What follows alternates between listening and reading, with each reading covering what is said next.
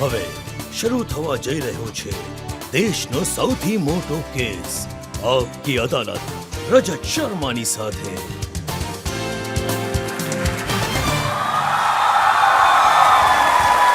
નમસ્કાર. Thank you very much. Thank you. ઘણું સ્વાગત છે આપકી અદાલતમાં. તો ચાલો શરૂ કરીએ આપકી અદાલતમાં આજનો કેસ. આજે આપણી મહેમાન છે એક ડાન્સર, એક સમાજ સેવિકા, એક પ્રવચન આપવાવાળી મહિલા જે રાજનીતિમાં હમણાં જ આવી છે. એમના વિશે લોકો ઉત્સુક છે, જાણવા માંગે છે, કારણ કે હૈદરાબાદથી બીજેપીની કેન્ડિડેટ છે લોકસભા માટે અને એમની સામે છે અસદુદ્દીન ઓવૈસી. સો પ્લીઝ વેલકમ હૈદરાબાદથી બીજેપીના ઉમેદવાર માધવી લતા.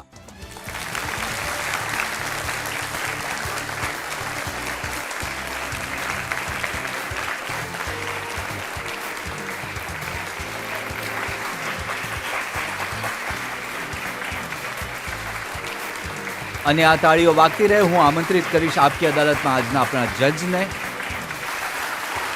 આપણા આજના જજ ઘણા ખાસ છે. આખી દુનિયામાં તે પોતાના ક્લાસિકલ ડાન્સ માટે ફેમસ છે. એમને પદ્મ વિભૂષણથી સન્માનિત કરવામાં આવ્યા છે. તે ભારતનાટ્યમ અને ઓડિસી શૈલીના ગુરુ છે. Please welcome Sonal Mansingh.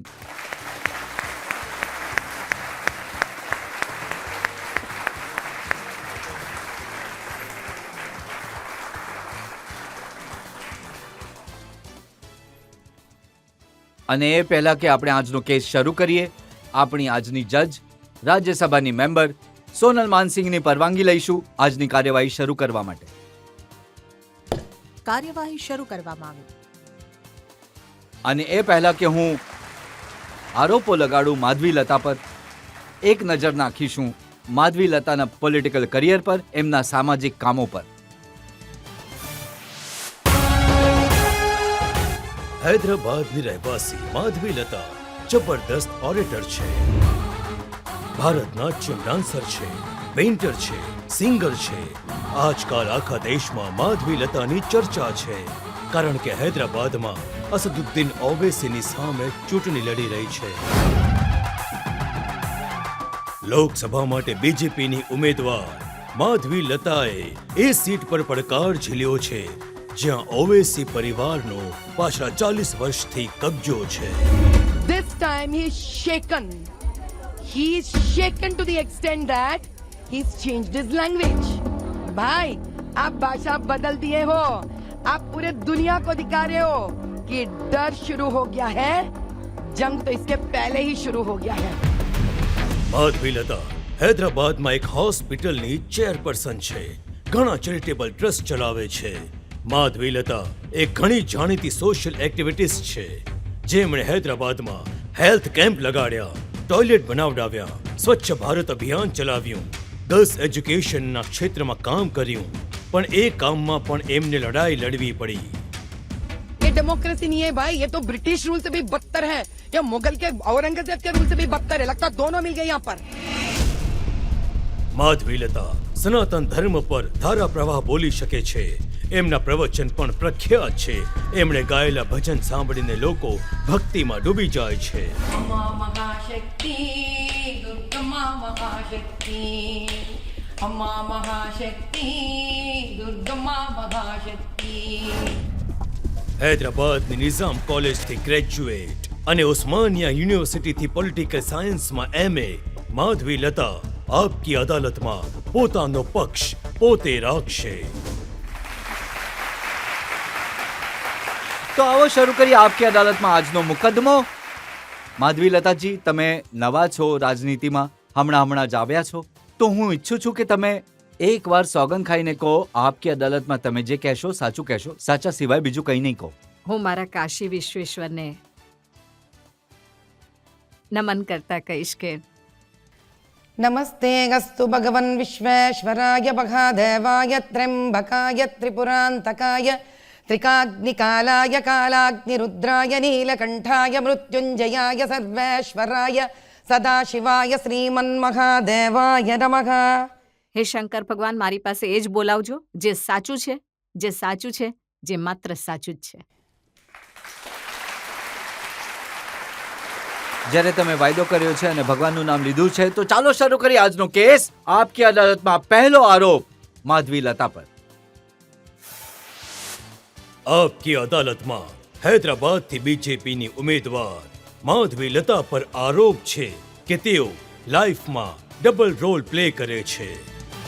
તમે માધવીજી રાજનીતિમાં નવા આવ્યા છો. હમણાં તમારા મંત્રોચ્ચાર સાંભળ્યો તો એ તમારું એક રૂપ જોયું. તમારા વિશે જાણકારી મેળવી રહ્યો તો મારે લોકોને પૂછવું પડ્યું. હૈદરાબાદમાં એક ફિલ્મ સ્ટાર છે, એમને મેં પૂછ્યું તો એમણે કહ્યું, ભાઈ સંભાળીને રહેજો, આ ફ્લાવર નથી ફાયર છે. હું તો માતા રાણીનું અનુષ્ઠાન કરું છું અને જ્યાં સુધી મેં મારા જીવનમાં જોયું છે, માતા રાણી એક સીધી સાદી મંગલ ગૌરી અને પાર્વતી બનીને પણ બેસે છે. પતિની સેવા પણ કરે છે, બાળકોનું લાલન પાલન પણ કરે છે. જરૂર પડે તો મહિષાસુર મર્દની પણ બને છે. એ ફ્લાવર પણ છે ને ફાયર પણ છે સાહેબ. એ જ મારા રોલ મોડલ છે. જો હમણાં આપણે હૈદરાબાદમાં જોયું 50% ગલીઓ એવી છે જ્યાં લોકો પણ નથી જતા. તમે ત્યાં પણ ઘૂસી જાઓ છો તો ડર નથી લાગતો? સર, મને જન્મ આપવાવાળો પણ ભગવાન છે અને મને મૃત્યુ આપવાવાળા પણ ભગવાન છે. વચ્ચે આ લોકો કોણ છે? જ્યારે ભગવાન સ્ત્રીનો જન્મ આપે છે તો માતૃત્વ એમની અંદર એટલે જ ભરીને આપે છે, જેથી એ લોકોની પીડા સમજી શકે એક મા બનીને. અને એક મા જ્યારે પોતાના બાળકો માટે કંઈક કરવા ઈચ્છે છે તો વાઘણ પણ આનાકાની નથી કરતી પોતાના બાળકોને ખાવાનું ખવડાવવામાં. આ લોકો કોણ છે સાહેબ મને રોકવાવાળા? દુઃખી અને ગરીબોની મદદ કરવા માટે ડરને તો હું જાણતી જ નથી. તમે જ્યાં પહોંચો છો તો લોકો ભાગે છે કે અમ્મા આવી ગયા, ગુંડા ભાગે છે અને પોલીસ પણ ડરે છે. હમણાં જ એક આવો બનાવ બન્યો હતો. ચંગી ચેલા કરીને એક જગ્યા છે. દુઃખની વાત તો એ છે કે ત્યાં 7 થી 8 મહિલાઓ જ્યારે હોળી રમી રહી હતી, એમની ઉપર અમુક અત્યાચાર થયા હતા. અમુક યુવાનો જે મસ્જિદથી નમાઝ પઢીને બહાર આવી રહ્યા હતા એમને કારણે, અને પથ્થર ફેંક્યા અને માથું ફૂટી ગયું એમનું. આ મને સાંભળવા મળ્યું. હું નીકળી રહી હતી તો કોઈએ મને કહ્યું, અમ્મા આ તો તમારી કોન્સ્ટન્સી નથી. તો મેં કહ્યું, આવી પણ કોઈ વસ્તુ હોય છે આ દુનિયામાં કે તમારી કોન્સ્ટન્સી નથી એટલે તમે કોઈની મદદ નહીં કરો? મેં કહ્યું, એ મારી કોમની છે, એ સ્ત્રી છે, હું સ્ત્રી છું, હું જઈશ. આ વાતને લઈને હું જ્યારે નીકળી પડી, લગભગ 3.5 કિલોમીટર સુધી મારી ગાડી પહોંચી તો પોલીસે મને રોકી લીધી. મને જોઈને જ બધી ગાડી નીકળી રહી હતી, એકમાત્ર મારી ગાડી રોકી લીધી એમણે. તો મેં પૂછ્યું, ભાઈ એવું શું છે, તમે મને કેમ રોકી? તો બોલ્યા, નહીં તમે નહીં જઈ શકો. હવે સાંભળો, તમે નહીં જઈ શકો. મેં કહ્યું, એવું કશે લખ્યું છે? અરે એવી શું વાત છે જે મને નથી જવા દેતા? તો મેં કહ્યું, ઠીક છે, 4 પૈડાની ગાડી તો તમે રોકી લીધી, હવે 2 પૈડાની ગાડી તો તમે નહીં રોકી શકો. તો હું નીકળી પડી રોડ પર. મારી સાથે મારા સાથી નીકળી પડ્યા. મારી પાછળ 10 પોલીસ ભાગવા લાગ્યા. મેં કહ્યું, દોડવા દો, થોડી ચરબી ઓછી થઈ જશે, કોઈ ફરક નહીં પડે. પછી બોલ્યા, અમ્મા પ્રણામ, તમે ગાડી લઈને જાઓ. કેમ કે રોડ પર મને પસંદ કરવાવાળા લોકો ઊભા રહી ગયા હતા, તો ડરી ગયા હતા આ લોકો. પછી અમારી ગાડી આવી, બેસીને હું આગળ ગઈ. અને જે જગ્યા પર આ ચંગી ચેરલાની ઘટના બની હતી, હું અંદર જવા માંગતી હતી, બેરિકેડ લગાવી દીધા હતા. મને જોઈને પાછી 15 પોલીસ આવી ગઈ. સામેથી યુવાનો આવી રહ્યા હતા, એવા થાકી ગયા હતા કે કંઈ જ નહોતા કરી શકતા. જેવી મને જોઈ, અરે અમ્મા આવી ગઈ રે, કાઇન્ડ ઓફ એ લોકોએ બૂમ પાડી અને એટલી હિંમત આવી એમનામાં. તો પોલીસ કહી રહ્યા હતા, અહીંયા કંઈ પણ વાત નહીં કરી શકો. એક નવયુવાને કહ્યું મને જોઈને, અરે ત્યાં વાત નહીં કરવાની, અહીંયા વાત નહીં કરવાની, ક્યાં સુધી ચાલશે તમારો અત્યાચાર? મને જોઈને એનો અવાજ ઉઠ્યો હતો. ઘણું સારું લાગ્યું, કેમ કે જો હું કોઈની હિંમત બની શકું છું સત્યને બહાર લાવવા માટે. ત્યાં જે ગુંડા હતા તે ભાગ્યા. એમણે કહ્યું કે સાડીમાં ડોન આવી ગઈ. જે તમારા વખાણ કરી રહ્યા હતા તે કહી રહ્યા હતા કે લેડી સિંગમ આવી ગઈ. કદાચ જરૂર છે, need of the hour. I am proud પણ ઓફ ધેટ. આ હમણાં તમે આવા છો કે બાળપણથી જ આવા હતા તમે? હા, ઘણા છોકરાઓએ મારો માર ખાતો છે. હું ઘણા ટ્રેડિશનલ હું કેમ કે ટ્રેડિશનલ પોશાકમાં રહેતી હતી અને તમે કપડાં કેવા પણ- દેખાતા હતા બાળપણમાં એનો ફોટો છે મારી પાસે, હું લોકોને બતાવવા માંગીશ. ક્યાંથી લાવ્યા સાહેબ? મારી પાસે તો નથી. ઘણી મુશ્કેલીથી આ ફોટો શોધવાથી મળ્યો છે.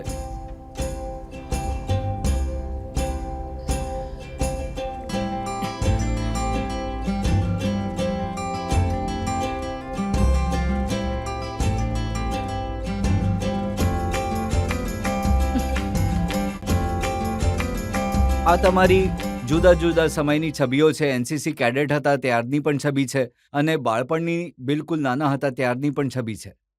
આ કેવી રીતે મળ્યા તમને? કેમ કે જ્યાં સુધી મને યાદ છે 1998માં, હું ખોટી નથી, સપ્ટેમ્બર મહિનામાં એટલી મોટી રેલ આવી હતી પહેલીવાર હૈદરાબાદમાં, ઘણા વર્ષો પછી. અને હું EWSHના ઘરમાં રહેતી હતી, એટલે કે ઇકોનોમિક વીકર સેક્શન હાઉસ, જે આજે SC, ST અને ઘણા બધા આર્થિક રૂપમાં જે નાના છે એમને આ ઘર આપવામાં આવે છે. હું એ ઘરમાં ઉછરીને મોટી થઈ છું. અમારું ઘર હૈદરાબાદ ઓલ્ડ સિટી કોન્સ્ટિટ્યુએન્સીના યાકતપુરા એસેમ્બલી કોન્સ્ટિટ્યુએન્સીમાં સંતોષનગરમાં હતું. અને અમારું ઘર 3 ફીટ નીચે હતું અને રોડ ઉપરથી જતો હતો. અને એટલો વરસાદ આવ્યો કે બધું પાણી ઘરની અંદર આવી ગયું અને મારી કમર સુધી પાણી આવી ગયું હતું એવું. તો મને સમજમાં નહીં આવ્યું કે મારા બધા ફોટા, ઓલમોસ્ટ એ સમયે સમજો ને, મારા હિસાબે હું પોસ્ટ ગ્રેજ્યુએશન ભણી રહી હતી, 15-20 આલ્બમ બધા પાણીમાં વહી ગયા. મારી પાસે એક ફોટો નથી. રાજતજી, તમે તો ઘણા જ હોશિયાર નીકળ્યા. આટલા બધા ફોટો ખબર નહીં ક્યાંથી લઈ આવ્યા. તમે મને પણ એક કોપી આપી દો ને. સારું લાગે છે પોતાને જોઈને, કેમ કે હું ભૂલી ગઈ હતી એ માધવી કેવી દેખાતી હતી. ના, બિલકુલ હું તમારી સાથે શેર કરીશ અને તમને જણાવું કે આમને શોધવામાં ઘણી મહેનત અમારી ટીમને કરવી પડી. પણ નવાઈની વાત તો એ છે રજત સાહેબ, આજે પણ કોન્સ્ટિટ્યુઅન્સી એવી જ છે. આજે પણ કોન્સ્ટિટ્યુઅન્સી એવી જ છે. સૌથી નાની ઉંમરનો જે ફોટોગ્રાફ તમે મારો બતાવ્યો, ત્યારે 3 વર્ષની છું હું. અને આજે ઓલમોસ્ટ આઈ એમ 50 યર ઓલ્ડ. કંઈ નથી બદલાયું રજત સાહેબ. શું ત્યાં નથી બદલાયું? આજે પણ વરસાદ પડે છે તો એ જ હાલ થાય છે. આજે પણ EWSH જેવા નાના ઘરોમાં લોકો રહે છે અને એટલું સેક્યુલર છે ત્યાંની રાજનીતિ કે બિચારા મુસલમાન પણ એટલા ગરીબ છે જેટલા હિન્દુ છે ત્યાં આગળ. દાદ આપવી જોઈએ કે એમણે સિક્યુલર રહેવાનું તો નહીં છોડ્યું સાહેબ, ગરીબીમાં પણ સિક્યુલરિટી બતાવી દીધી એમણે. દાદ આપવી પડશે આ વાતની. આજે પણ ત્યાં સ્કૂલ નથી, આજે પણ ત્યાં કોલેજીસ નથી, આજે પણ બાળકો ડરે છે મોહલ્લામાં ચાલવા માટે. તો શું યાદો છે? કેવો માહોલ, કેવું વાતાવરણ હતું એ સમયે એ ઓલ્ડ સિટીમાં? વધારે દૂર કેમ સાહેબ, હું પોતે મારા ઘરની જ વાત કરીશ. મારા ઘરની સામે જે રોડ છે, તો અમે બધા તો ત્યારે સાયકલ પર જતા હતા. મારા પિતાજીની પણ સાયકલ હતી. તે નાનકડા એક મિલિટરી એન્જિનિયરિંગ સર્વિસમાં સ્ટોર ઇન્ચાર્જ હતા. પણ જ્યારે પણ કોઈ તહેવાર હોય ને, મુસલમાનનો હોય કે પછી હિન્દુ લોકોનો, લોકો ઘણા મજાથી પોતાનો તહેવાર ઉજવતા હતા. અને ખબર નહીં, હું ઘણી નાની હતી એટલે રોડ મોટો દેખાતો હતો કે પછી સાચે જ રોડ મોટો હતો. આજે આટલા વર્ષો પછી એ જ રોડ પર હું નીકળી તો રોડની ઉપર ઘર આવી ગયા. અને જે મોહલ્લામાં 100 હિન્દુ હતા, આજે માત્ર 5 હિન્દુના ઘર છે. હા, હું માનું છું કે 1990sમાં 80sમાં જે કમ્યુનલ રાઇટ્સ થયા હતા, રાહત આખી અમને ડર લાગતો હતો. એક તો હું ઘણી નાની હતી અને પછી ઘરના દરેક માણસો, પુરુષો જે મોટા છે, એક દંડો લઈને એમને ફેરી મારવી પડે છે અને ઘરની મહિલાઓને મરચું હાથમાં લઈ પોટલી બનાવીને તૈયાર રાખવાની. તમે પૂછો કેમ? ખબર નહીં કેમ અડધી રાત્રે કોણ એક અલગ જગ્યાથી આવી જાય, 10-15 લોકો, અને માથા ફોડી દેશે. તો કોઈ પણ અવાજથી એકદમ ડરીને ઉઠી જતી હતી. આટલા વર્ષો પછી સચ્ચાઈ તો એ છે, ત્યારે કમ્યુનલ રાઇટ્સ થતા હતા, હવે પોલિટિકલ રાઇટ્સ થઈ રહ્યા છે. ફરક કંઈ નથી રહ્યો. પણ માધવીજી, અમે તો હૈદરાબાદને જાણીએ છીએ IT સિટીના રીતે. દુનિયામાં એનું નામ છે. જે હૈદરાબાદ વિશે તમે વાત કરી રહ્યા છો એ તેલંગાણા રાષ્ટ્રનું કેપિટલ શહેર છે.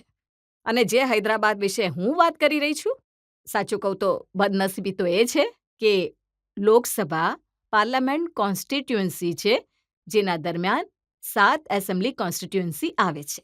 નેસ્કોમે પાછલા વર્ષે કહ્યું કે લગભગ 3 લાખ નવા IT જોબ્સ આખા દેશભરમાં ભરતી થાય છે, જેમાંથી ઓલમોસ્ટ 1,20,000 નોકરીઓ માત્ર તેલંગાણાના રાજધાની હૈદરાબાદમાં ભરતી થાય છે.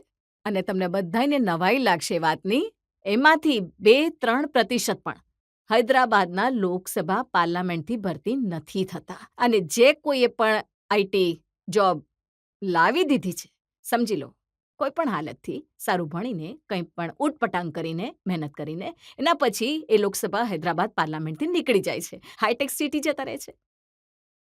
કેમ કે એમને રહેવું નથી, એ અપમાનમાં નથી રહેવું, એ ગરીબીમાં નથી તમે કહો રહેવું. છો જે મુસલમાન બાળકો છે એમણે મદ્રેસામાં જવું જોઈએ, મદ્રાસાઓમાં સારું એજ્યુકેશન હોવું જોઈએ, પણ મારી જાણકારી એ છે કે તમે તમારા બાળકોને સ્કૂલ મોકલ્યા જ નહીં. તમે તમારા બાળકોને ઘરે બેસાડીને ભણાવ્યા. સાહેબ, જ્યારે મેં મારા બાળકોને ઘરમાં બેસાડીને ભણાવ્યા છે, મારું પહેલું કારણ એ હતું કે મારા બાળકો રડી રડીને ક્યારેય સ્કૂલે નહીં જાય. જ્યારે બાળકો હસી રમી શકે છે, હસી હસીને કેડબરી ખાઈ શકે છે, હસી હસીને સિનેમા જોઈ શકે છે, કાર્ટૂન જોઈ શકે છે, તો હસતા હસતા બોલો ભણી કેમ નહીં શકે? હું 25-30 વર્ષ સુધી ટીચર રહી ચૂકી છું. મને દરેક વખતે એ સવાલ થતો હતો, બાળકો હસીને કેમ નથી ભણી શકતા? અને હું જે ક્લાસમાં પણ જઈને ભણાવતી બાળકોને, એક પણ બાળક આજ સુધી રડ્યું નથી. અને બીજી વાત મદ્રેસાની આવે છે તો એમના મા બાપ ક્યાં એટલા ભણેલા ગણેલા છે સાહેબ? અગર હોત તો શું આજે આ હાલત હોત એમની? મદ્રેસામાં બાળકો એટલે જાય છે કે એમના માતા પિતા ઓછામાં ઓછું 5મું ધોરણ કે 6ઠ્ઠું ધોરણ પણ નથી ભણેલા હોતા. 6ઠ્ઠું ધોરણ. તો મારું જે એક્ઝામ્પલ છે સાહેબ, કદાચ એ મદ્રેસાના બાળકોની જિંદગીમાં હોત તો સૌથી પહેલા હું જ ખુશ થઈ જાત. એ મદ્રેસાઓને જે ચલાવવાવાળા લોકો છે, જે મુસ્લિમ મહિલાઓ પાસે તમે વારંવાર મળવા જાઓ છો, એ લોકો કહે છે કે આ માધવી લતા અમારે ત્યાં આવીને મહિલાઓને ભડકાવે છે. એમને કહે છે ઘરોથી બહાર નીકળો, તમે અચ્છા. એમને કહો છો કંઈ કામ કરો, હા. તમે એમને કહો છો બાળકો પેદા નહીં કરો. સાહેબ, હું તમારા 3 સવાલ છે એમના એ જ સિક્વન્સમાં જવાબ આપીશ. પહેલી વાત તો એ છે કે જે મદ્રેસાને હું જમવાનું મોકલાવું છું, મેડિકલ કેમ્પ્સ ફ્રીમાં કરાવું છું, એમને દવાઓ ફ્રીમાં આપીએ છીએ અમે લોકો, અને એમને રોઝાના સમયે, ઇફ્તારના સમયે પણ અમે ખાવાનું મોકલીએ છીએ, બ્લેન્કેટ્સ આપીએ છીએ, કપડાં સીવડાવીએ છીએ, રેફ્રિજરેટર્સ આપીએ છીએ, કબાટ મોકલીએ છીએ. પણ તમને આશ્ચર્ય થશે જ્યારે એ લોકો અમને કહે છે, અમ્મા આ બધું કરી રહ્યા છો પણ ક્યાંય કહેતા નહીં કે અમારી મદ્રેસાનું નામ શું છે અને અમારા બાળકોને અમે કેવા દેખાઈએ છીએ. કેમ કે એ મોહલ્લાથી અમને ડરાવતી ધમકીઓ મળે છે કે ખબરદાર, જો તમે બહારથી કોઈની પણ મદદ લીધી છે તો. એક તરફની સચ્ચાઈ આ છે. અને કોઈ મૌલાના સાહેબ પણ આવે છે તો એવું છે, કહે છે, જો તમારામાંથી કોઈ આવશે અહીંયા તો તમારા પગ તોડી નાખીશું. મારા જ ટીમ મેમ્બર્સને કહ્યું હતું એમણે, ચૂપચાપ તમારે આપવાનું છે, ચૂપચાપ તમારે ત્યાંથી નીકળી જવાનું છે. હવે તમારી બીજી વાત પર આપણે આવીશું કે અમે મહિલાઓને એ નથી કહેતા કે તમે બાળકો પેદા નહીં કરો. અમે એ કહીએ છીએ કે તમે કેટલા પણ બાળકોને જન્મ આપો, પાંડવોને જન્મ આપો, કૌરવોને જન્મ નહીં આપો. કહીએ છીએ સાહેબ એમને. અમે એ કહીએ છીએ એમને કે તમે બાળકોને જન્મ તો આપી રહ્યા છો પણ એમને ખાવાનું નથી આપી રહ્યા તમે, એમને કપડાં નથી આપી રહ્યા તમને, એમને ભણાવી નથી રહ્યા તમે. તો દેશને માટે કોને આપી રહ્યા છો તમે? કારણ કે એક માં જ જાણી શકે છે કે બીજી એક માનું દુઃખ, કે માં તમે બાળકોને જન્મ આપો પણ દેશને માટે ગર્વ બનાવો એમને. એક નાનું બાળક જેને ખબર પણ નથી કે કેમ આ ધરતી પર આવ્યો છે, ત્યાં સુધી એની જિંદગી જતી રહે છે, જ્યાં પાછળ પલટીને જોવા માટે પણ થોડી શક્યતા પણ નથી બચતી.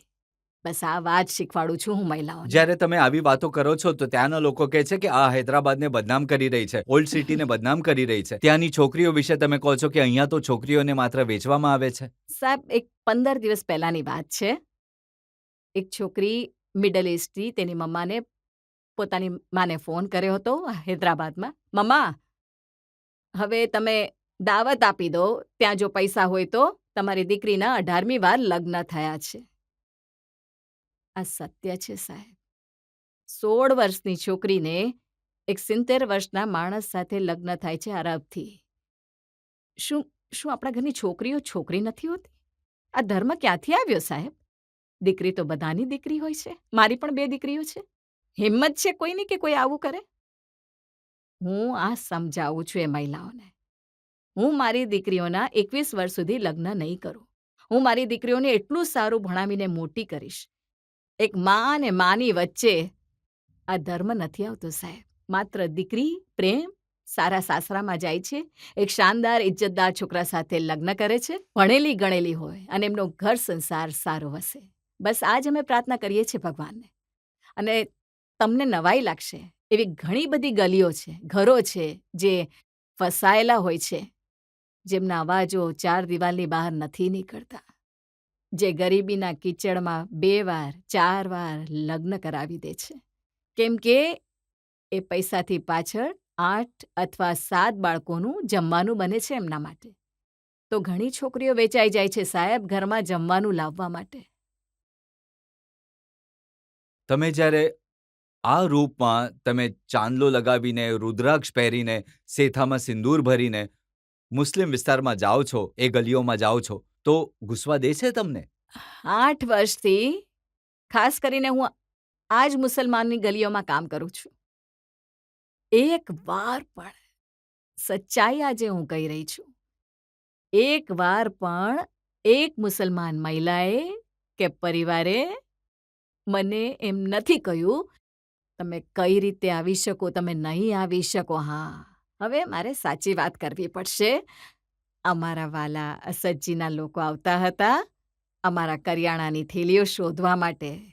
કોણ છે આ? ક્યાંથી આવ્યા છે આ? શું કરી રહ્યા છે આ બધું? કેમ કરી રહી છે આ બધું? અને ઘણીવાર મારા ડ્રાઈવર્સ ડરી જતા હતા, કારણ કે મારી સાથે ખાલી 2 કે 3 લોકો આવતા હતા કામ કરવા માટે. અને જ્યારે પણ હું એમની પાસે જાઉં છું, આ મહિલાઓ પાસે, એમનું દુઃખ સમજવા માટે, એમનું દુઃખ જાણવા માટે, હું ખાલી હાથ નથી જતી. 1 મહિનાનું કરિયાણું લઈને જાઉં છું, કારણ કે મને મળ્યા પછી કોઈ માં પોતાના ઘરે ખાલી હાથે જવા નથી ઈચ્છતી. બસ એટલે જ એ બાળકોને ખાવાનું મળે હું લઈને જાઉં. જનતામાંથી કોઈ સવાલ પૂછવા માંગે છે? કોઈ પણ સવાલ પૂછવા માંગે છે? હૈદરાબાદના ગુંડા અને જેટલા પણ લોકો હોય છે ત્યાં જે ગુંડાગર્દી કરે છે એમની સાથે લડવાની હિંમત ક્યાંથી આવે છે? આ હિંમત મારી એકલીની નથી. આટલા વર્ષોથી જે હિન્દુ અને મુસલમાન બંને એક જ રીતે લડતા આવ્યા છે, હું એમનાથી મહાન નથી બેટા. એ જ કદાચ મને હિંમત આપે છે. જો આ જ વિચારતા જશે માણસો, તો શું આજે આપણે સ્વતંત્ર ભારત દેશમાં આ રીતે બેઠેલા દેખાશું? કોઈક ને કોઈકે તો આ રીતે આગળ વધવું જોઈએ. જો એ હું છું, તો હું મારી જાતને ભાગ્યશાળી સમજું છું. પણ તમારી હિંમતના કિસ્સાઓ માત્ર ગુંડાઓથી લડવામાં જ નથી. મેં સાંભળ્યું કે જ્યારે લગ્ન કરવાનો સમય હતો તો છાપામાં જાહેરાત જોઈ, છોકરો પસંદ આવ્યો તો એકલા જ જતા રહ્યા એમના ઘરે. તમે એવી રીતે કહી રહ્યા છો જેવી રીતે એક છોકરો છોકરીના ઘરમાં જતો રહ્યો. હું મારા પતિના ઘરમાં નથી ઘૂસી. હા, જ્યારે તેમણે જાહેરાત આપી હતી, he is an IITian from Chennai, ઘણી ઇન્ટરેસ્ટિંગ એડ આપી હતી એમણે લગ્નના વિશે. અને હું 25 વર્ષની થઈ ગઈ હતી અને મેં લગ્ન કર્યા જ નહોતા. અને મારા પપ્પા થાકી ગયા હતા છોકરો શોધી શોધીને, કારણ કે મારું ઘણું લાંબુ લિસ્ટ હતું, કંઈ ઓછું નહોતું. સૌથી પહેલું એ હતું કે એણે દહેજ નહીં લેવાનું અને એણે પોતે આવીને એમના પોતાના ખર્ચથી લગ્ન કરીને મને લઈ જવાની છે. હું કહેતી હતી કે બધા વેદ કહે છે કે મહાલક્ષ્મીને ઘરે લાવો છો તો મહાલક્ષ્મી ખર્ચો કરીને થોડી કોઈના ઘરે જાય છે. ખર્ચો તો એણે કરવો જોઈએ મહાલક્ષ્મીને લઈ જવા માટે. અને ભગવાનની દયા એવી થઈ, એવું લાગે છે કે સ્વયં કાશીના વિશ્વેશ્વર સ્વયં આવી ગયા, કેમ કે મારા પતિનું નામ પણ વિશ્વનાથ શર્માજી છે.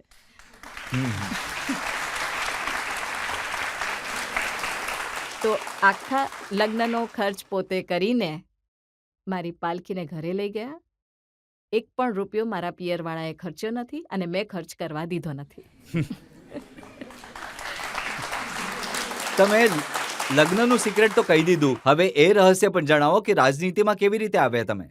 સાહેબ, જેટલી નવાઈ તમને લાગે છે એટલી જ નવાઈ મને પણ લાગે છે. તમે બધા જોઈ રહ્યા હશો ને, જ્યારે લોકસભામાં નામ કહી રહ્યા હતા ટીવીમાં, ચેનલમાં, હું પણ તમારી સાથે જ જોઈ રહી હતી મારા પતિ અને બાળકોની સાથે બેસીને. સ્ક્રોલમાં મારું નામ આવી રહ્યું હતું અને મારું નામ બોલી રહ્યા હતા. મારી સમજમાં નહીં આવ્યું, મારું જ નામ છે ને. મેં એકવાર આવું કર્યું પોતાની જાતને, એ મારું જ નામ હતું.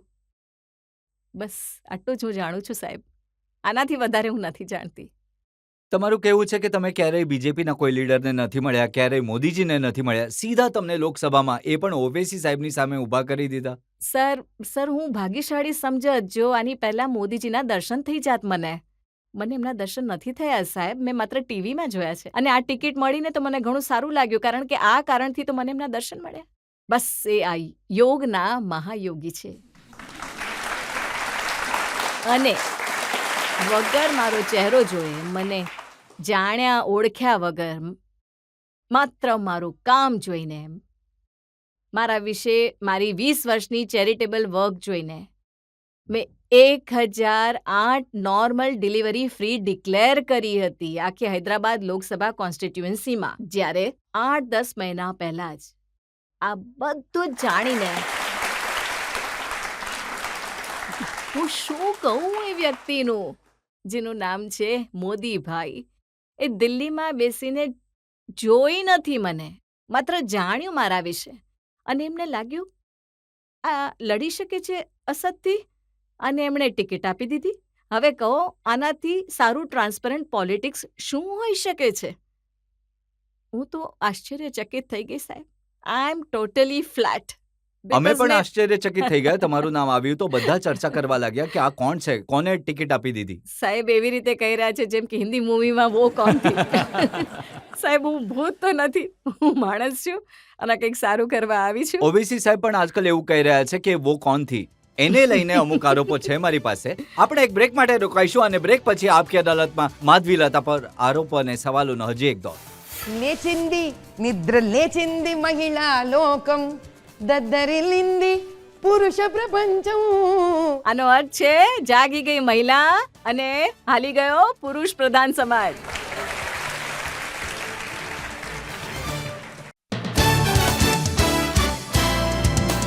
Welcome back. આપકી અદાલતમાં આજે આપણી મહેમાન એક સરપ્રાઈઝ ગેસ્ટ છે. નામ છે માધવી લતા. માધવી લતા પર આગળનો આરોપ. આપકી અદાલતમાં હૈદરાબાદની બીજેપી ઉમેદવાર માધવી લતા પર આરોપ છે કે એ ઓવેસીની પાછળ પડી ગઈ છે. હવે જુઓ માધવીજી, જુમ્મા 4 દિવસ તમને રાજનીતિમાં આવીને થયા છે અને તમે એ માણસને પકડી રહ્યા છો જે 40 વર્ષથી એમના પરિવારનો હૈદરાબાદની સીટ પર કબજો છે. એમને કોઈ હલાવી નથી શકતું. 3 લાખ વોટથી જીત્યા હતા એ પાછલી વખતે. હા સાહેબ, જો અમારી પાસે પણ આવા બોગસ વોટ્સ હોત તો અમે 4000 વર્ષ જીતતા જ જઈશું. અને સાહેબ શું કરીએ, અમારી પાસે તો બોગસ વોટ છે નહીં.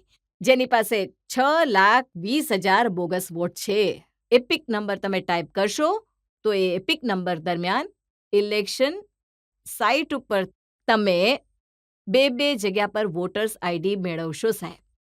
ચંદ્રનારાયણ ગુટ્ટા, યાકુતપુરા ચારમિનાર, આવા 1,60,000 વોટ છે એમની પાસે.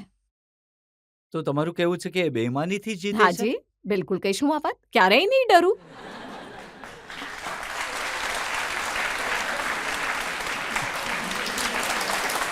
તો આનો અર્થ આ વખતે ફરી એ 3 લાખ વોટથી જીતી જશે? સાહેબ નહીં, 1,50,000 થી હારી જશે.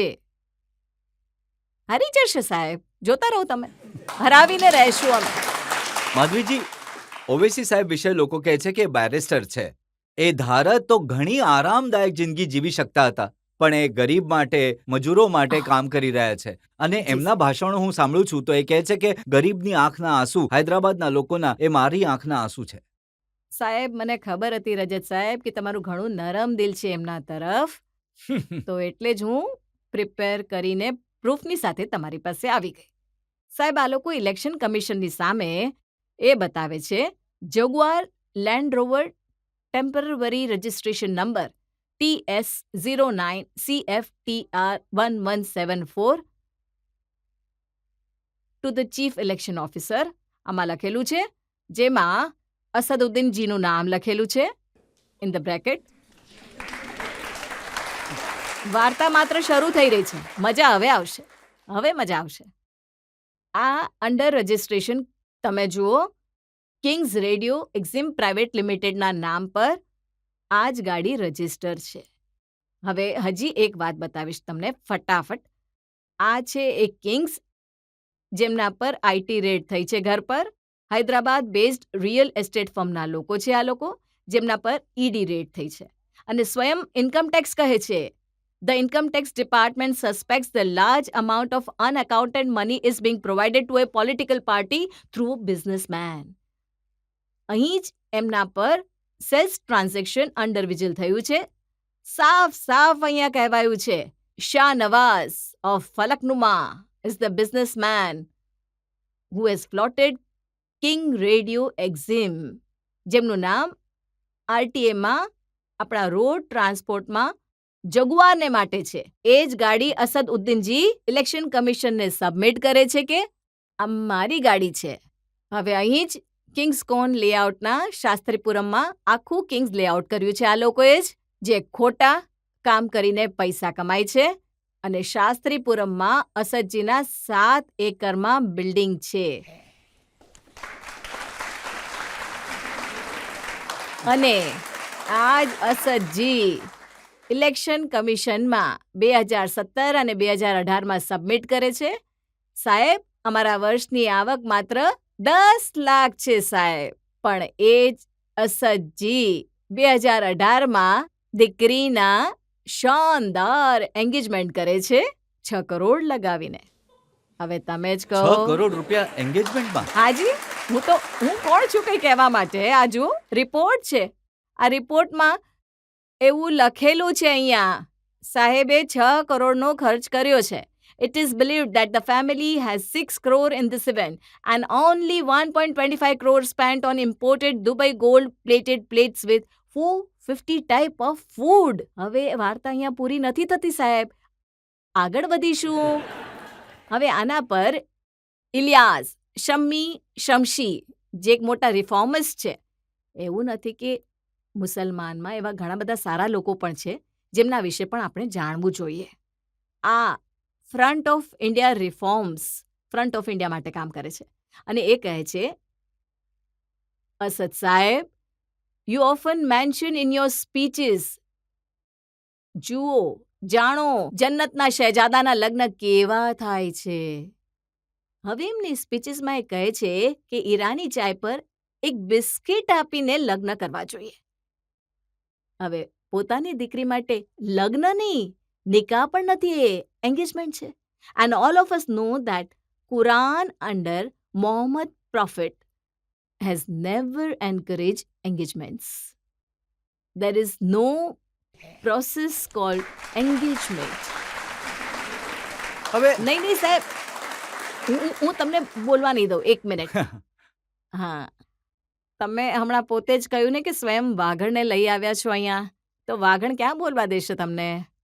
Therefore, it is being felt as if now it is not possible to draw this community out of poverty, because this is a fitna.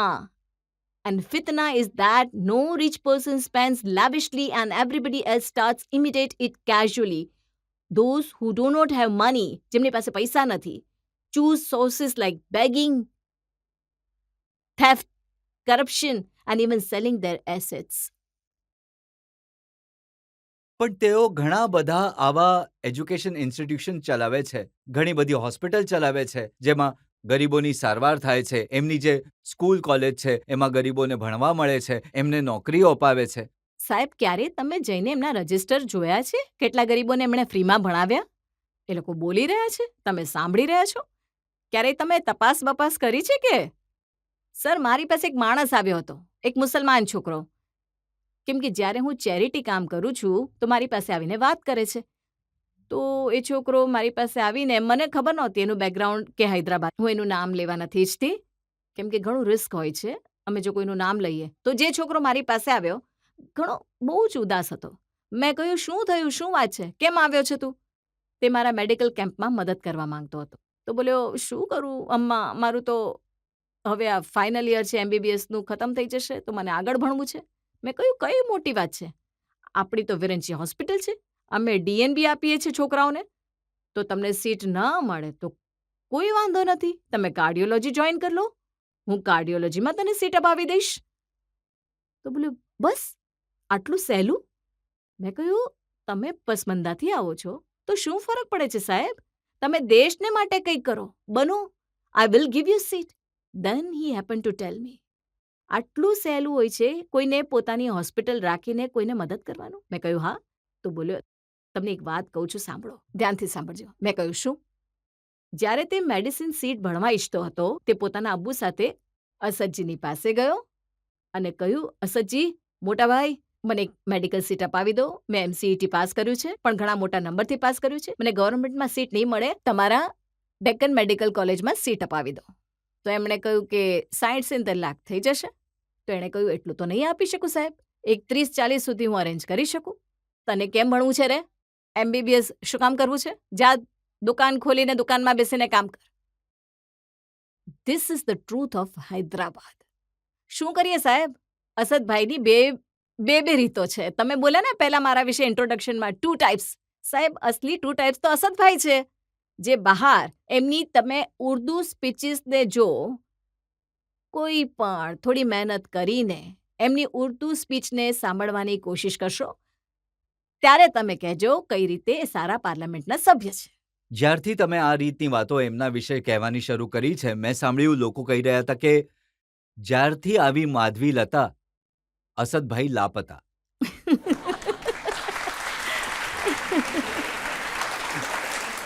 રજત સાહેબ, આ તો મારા કેમ્પેન માટે ઘણું સારું સ્લોગન બની શકે. સાચી વાત ને? Thank you for giving me wonderful slogan. We will use it for our campaign.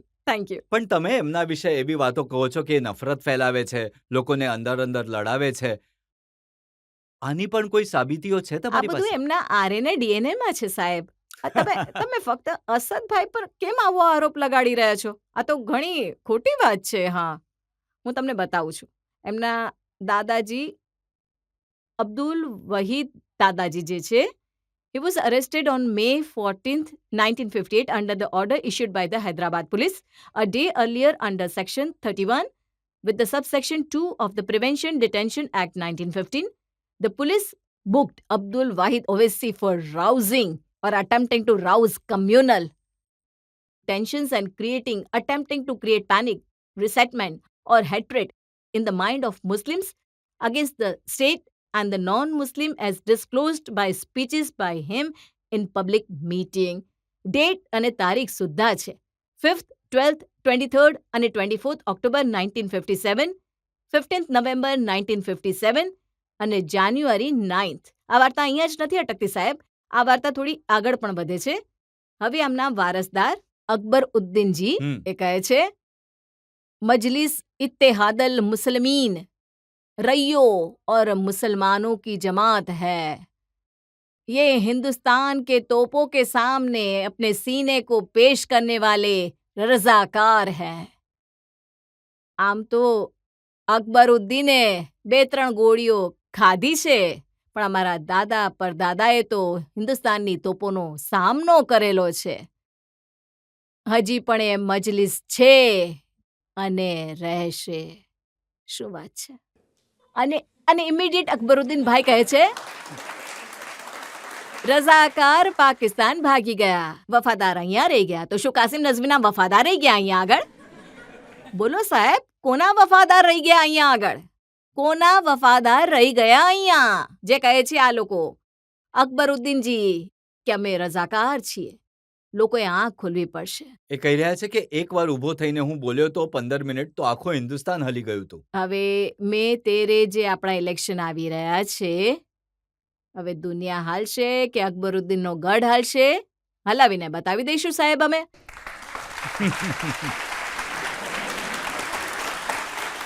બોલવામાં શું છે સાહેબ? ઘણા બધા લોકો ઘણું બધું બોલે છે, કરીને બતાવવા વાળા હિંમત વાળા હોય છે. તમે ત્યાં લોકોને એવું પણ કહો છો કે એ તેમના મેનિફેસ્ટોમાં લખે છે કે જે એમને વોટ આપશે એમને બીફ મળશે. અરે વાહ, તમે ઘણું સારું હોમવર્ક કર્યું છે, મારાથી પણ સારું. બીફ ઈટિંગ ઇકોનોમિક્સ ટાઈમ્સ પોલિટિક્સમાં લખે છે, beef eating may be banned if MIM will not voted in Hyderabad. Asaduddin Owaisi એ પોતે મુસલમાનોની જિંદગી એટલી નાની બનાવી રહ્યા છે સાહેબ. શું મેનિફેસ્ટોમાં આજ સુધી તમે કોઈ પોલિટિશિયનને સાંભળ્યા છે કે ભાઈ તમને ચિકન ખાવા નહીં દઈએ જો તમે અમને વોટ નહીં આપો તો? તમને કેડબરી ખાવા નહીં આપે લોકો, મને વોટ આપો. 40 વર્ષથી એક બેરિસ્ટરનું આ સ્ટેટમેન્ટ વોટર્સને, એ પણ મેનિફેસ્ટોમાં. આઈ વુડ રાધર સે અમે ટ્રિપલ તલાક કાઢીશું, કઢાવી નાખીશું. અમે છોકરીઓને તેમના પિયરમાં બરાબરીનો હક આપીશું. અમે મદ્રેસાઓમાં આર્ટિકલ 30 મુજબ અંગ્રેજી ભણાવીશું. અમે મોહલ્લાઓને સાફ કરાવીશું. અમે આઈટી હબ એસ્ટાબ્લિશ કરીશું. અમે હિન્દુ મુસલમાનની સાથે રહીશું. અમે દંગા તોફાન નહીં કરીશું. અમે એસસી એસટીની સાથે રહીશું. સાહેબ, એ તો રહેવું જોઈએ ને સાહેબ. હવે આ શું? મારો આરોપ યોગ્ય જ છે. એકદમ પાછળ પડી ગયા છો તમે એમની. નહીં નહીં નહીં, તમે આ જુઓ. ધ રૂલ Ifta Jamia Nizamia. This is the institution which has rights to come up with ફતવા સાહેબ. હવે ફતવા તો આપણે નથી કાઢતા. ફતવા તો આ લોકો કાઢે છે. આ ફતવાના હિસાબથી આ કહે છે, અગર તમે જે દેશમાં રહો છો એ દેશ જો લીગલી કહે છે કે આ પર્ટિક્યુલર જાનવરને તમારે નહીં ખાવું જોઈએ, એટલે કે ભારત દેશ કહે છે કે તમે ગાયને નહીં ખાઓ, તો તમારે એ જાનવરને છોડીને બાકીનું ખાઈ શકો છો. તમારે ગાયને ન ખાવી જોઈએ. Is he a best parliamentary? Is he? Who even doesn't follow fatwa and who tells provoke Muslims not for their development. એમનો વિકાસ ભણવામાં નથી. એમનો વિકાસ સારો ઘર બનાવવામાં નથી. એમનો વિકાસ છોકરીઓના લગ્ન 21 વર્ષે થવામાં નથી. એમનો વિકાસ છોકરીઓના કોમ્પિટિટિવ એક્ઝામ આપવામાં નથી. એમનો વિકાસ કંઈમાં જ નથી સાહેબ, પણ બીફ ખાવામાં છે. ફતવાની પણ અગેન્સ્ટમાં જઈ. હવે જુઓ, સાહેબ સાહેબ સાહેબ, આ અહીંયા સફેદ ટોપી પહેરીને, મૂછ મુંડાવીને, નાના પેન્ટ પહેરવાથી કોઈ મુસલમાન નથી બનતા સાહેબ.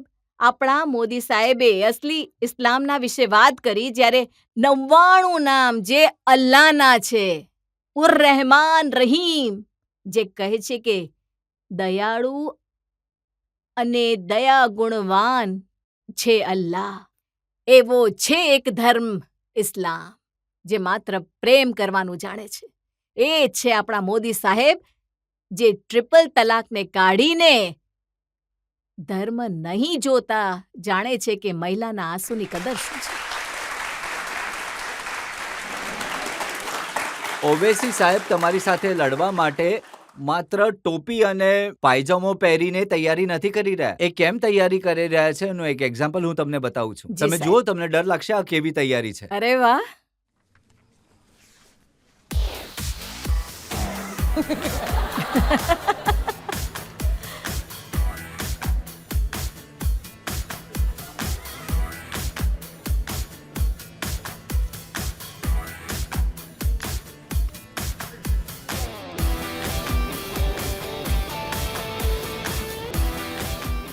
હવે જુઓ, આ રૂપ જોવા જેવું છે. સાહેબ, હું તો કહું છું, બહુ ડરી ગઈ હું તો. એટલી ડરી ગઈ. મારી ક્લિપ હતી તમારી પાસે નથી પહોંચી. મને પણ ત્રિશુલ આપ્યું હતું સાહેબ. એક ડમરૂની સાથે ત્રિશુલ આપ્યું હતું મને. હું એ જ રૂપ ધારણ કરવાની છું બહુ જ જલ્દી. કંઈ વાંધો નથી, કોઈ વાંધો નથી. અને મોદીજી વિશે શું કહે છે એ પણ હું તમને કહી દઉં છું. જી, તમે બોલો. કહ્યું કે મોદીજી ઘણા તાકાતવર છે. એ કહે છે, અચ્છા. હું એકલો ફરું છું મિસ્ટર મોદી. જો કોઈની માં દમ જીવતો હોય તો આવો મુકાબલો કરો. અને આ રીતે જ પીઠ પર વાર કરે છે. એમનાથી હું નથી ડરતો. જો હિંમત હોય તો સામે આવીને વાર કરો. અચ્છા અચ્છા, ચાલો. તમે ઘણો સારો સવાલ આપ્યો મને. એવું લાગે છે કે તમે ભૂખાને ખાવાનું આપી રહ્યા છો એવા સવાલ કાઢો છો. આ કહે છે કે વારંવાર કે જ્ઞાન વ્યાપી મસ્જિદને તમે તોડી, એટલે કે તમે કાઢવાના છો, કાશી બનાવવાના છો. અયોધ્યાની બાબરી મસ્જિદને તમે તોડી. હવે જરા તમે લોકો સાંભળો. આ મસ્જિદ બનાવવાવાળા મુગલ છે, જે ક્યારેય ભારતીય હતા જ નહીં. એ લોકો ફોરેનર્સ હતા. અને આ વાત સાચી છે.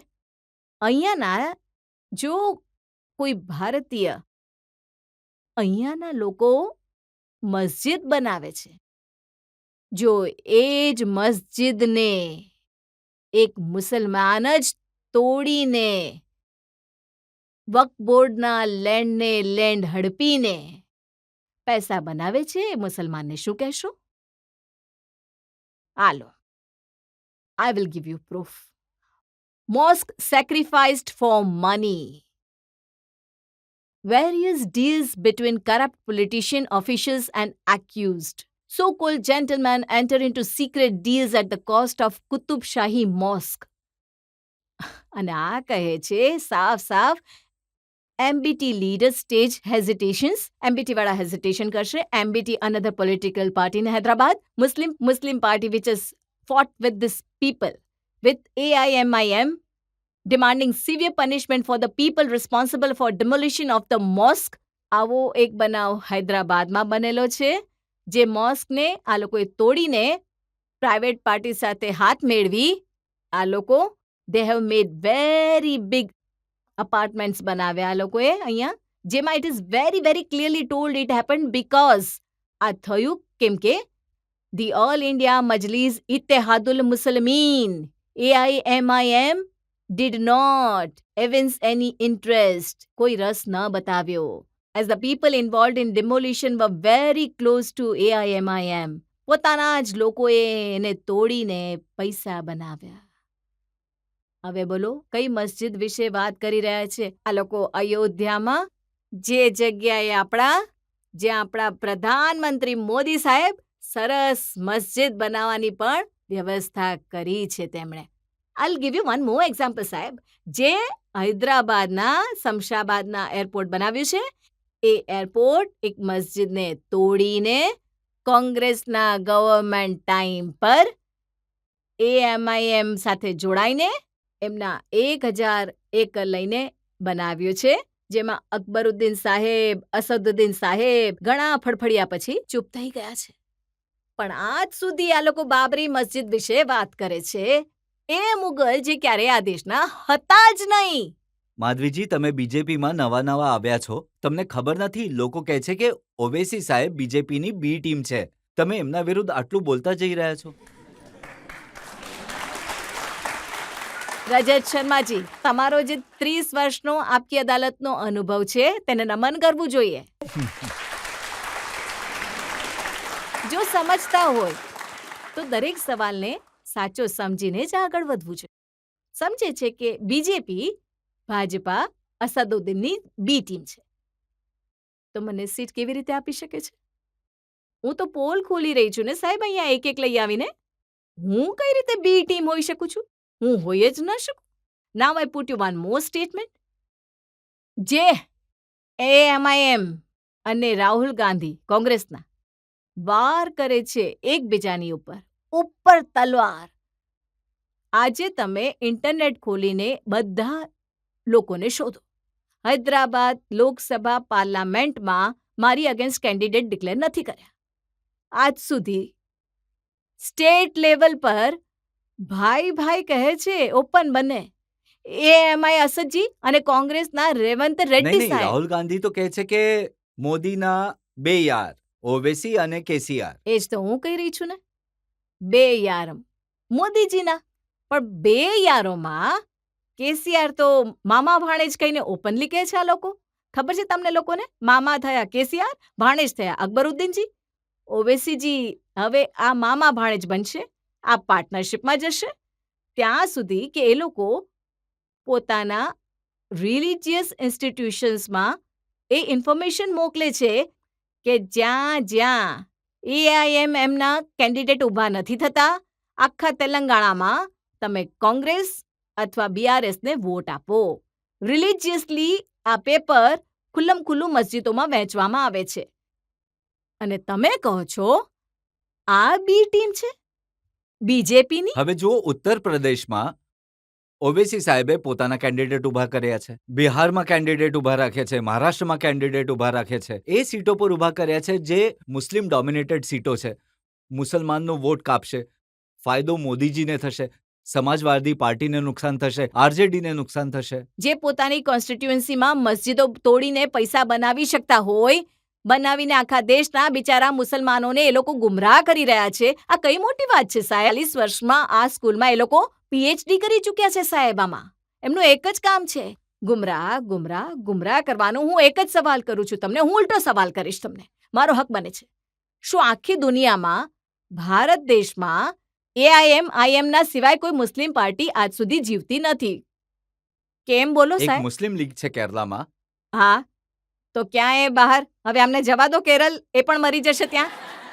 તબાહ કરી દેશે એમને જો પણ. જો હૈદરાબાદનું તમે વિચારો તો હૈદરાબાદમાં જેની સરકાર બને છે, તેલંગાણામાં ભલે BRSની સરકાર બને, પછી કોંગ્રેસની સરકાર બને, ભલે પછી એક જમાનામાં TDPની સરકાર હતી, બધા કહેતા હતા કે ઓવૈસી સાહેબના આશીર્વાદ વગર અમારી સરકાર નહીં ચાલી શકે, એમના બ્લેસિંગથી ચાલે છે. હા, જેમ કે આપણા લોકો ભાગ્યલક્ષ્મી મંદિર જઈએ છે ને ચારમિનાર પાસે, હું અને અમિતભાઈ અમે લોકો ભાગ્યલક્ષ્મી દેવીને આમ નમન કરીએ છીએ એમના આશીર્વાદ લેવા. એમ આ લોકો અસદજીના આશીર્વાદ લેતા હશે. અસદજી, અમારા માથા પર તમે હાથ રાખો. આનો અર્થ શું થયો? આખા ભારત દેશમાં આ લોકો મળેલા છે. એટલે શું કામ સાહેબ, હું તમને ઓપન હજી એક એક્ઝામ્પલ આપું છું, કેમ કે હું તો વગર કોઈ હોમવર્ક કે વગર કોઈ પ્રૂફથી બહાર નીકળવા વાળામાંથી નથી. એટલે 2023 એસેમ્બલી ઇલેક્શન થયા. નામપલ્લી એક મુસ્લિમ ડોમિનેટ કોન્સ્ટિટ્યુઅન્સી, અને ત્યાં રહે છે ફિરોઝ ખાનજી, જે કોંગ્રેસના ઉમેદવાર છે. ગળું ફાડી ફાડીને એમણે 6 લાખ બોગસ વોટ બહાર કાઢ્યા અને કાઢીને એમણે બધાને સબમિટ કર્યા. GHMCને સબમિટ કર્યા. એના પછી જ્યારે રેવંત રેડ્ડીજી આવ્યા હતા કોંગ્રેસના એ દરમિયાન, હમણાં જે જીત્યા 2023, એ ત્યાંના ચીફ મિનિસ્ટરને પણ આપ્યા. કોણે આપ્યા? એક મુસલમાન. કોણ છે? કોંગ્રેસ પાર્ટીના. એમનું મોઢું બંધ કરાવી દીધું સાહેબ. હવે આ કયા મુસલમાનના મસીહા બનીને ફરી રહ્યા છે?